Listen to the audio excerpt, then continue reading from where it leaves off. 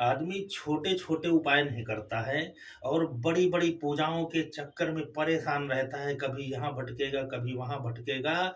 लेकिन छोटी-छोटी पूजाएँ हैं, छोटी-छोटे विधियाँ हैं, विधान हैं, उपाय हैं, अगर उनको वो अपना ले, तो उसी से उसके बड़े-बड़े संकटों का निवारण हो जाता है।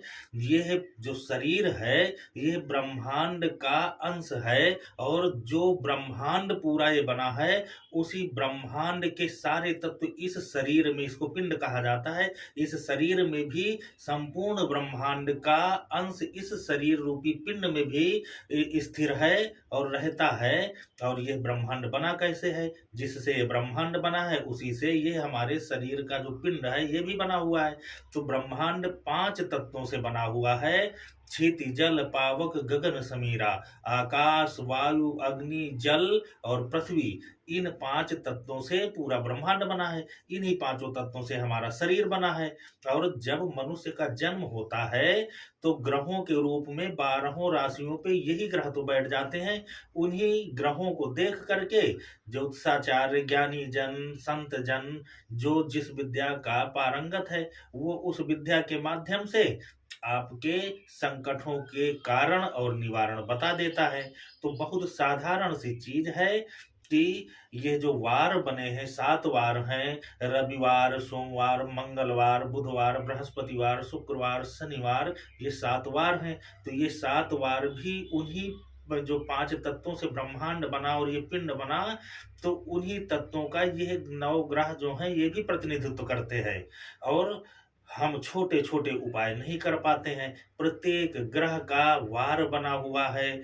और आप ये जान लो कि वार जो आप ये देखते हैं 24 घंटे का पूरा दिन, तो ये होरा भी कहा जाता है ज्योतिष शास्त्र में इसको, जो 2.5 घटी का माने 1 घंटे का होता है।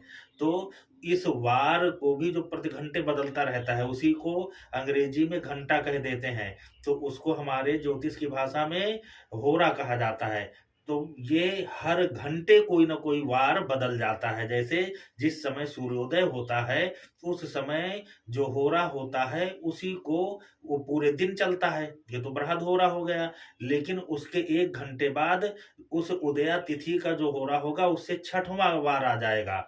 जैसे इतवार का दिन है तो इतवार के होरा में अगर सूर्योदय हुआ तो पूरा दिन तो इतवार का हो गया।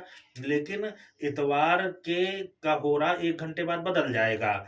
इतवार के बाद छठवां दिन आएगा, इतवार, सोमवार, मंगल, बुध, बृहस्पति, शुक्रवार आ जाएगा। फिर शुक्र का हो रहा है 1 घंटे, फिर उसके बाद छठवां हो रहा आ जाएगा, फिर उसके बाद ऐसे करके हो रहा बदलता रहता है। तो ये हमारे ये विधान है, पूजा पद्धतियों में भी इनको अपनाया जा सकता है। आप अगर सूक्ष्म होरा पर नहीं क्रिया कर पाते तो आप बृहद होरा जो प्रतिदिन बदलता है, रविवार, सोमवार, मंगलवार, ये ग्रहों के ही दिन होते हैं। रविवार सूर्य का दिन है, सोमवार चंद्रमा का दिन है, मंगलवार मंगल ग्रह का दिन है, बुधवार बुध ग्रह का दिन है, तो बृहस्पतिवार बृहस्पति का है, शुक्रवार शुक्र ग्रह का है, शनिवार शनि ग्रह का है और रविवार सूर्यदेव का है। तो नवग्रह है, नवग्रहों के दिन हो गए। अब जो ब्रह्मांड ये 5 तत्वों से बना है तो उन्हीं 5 तत्वों का प्रतिनिधित्व ये जो ग्रह हैं, नवग्रह ये भी कर रहे हैं।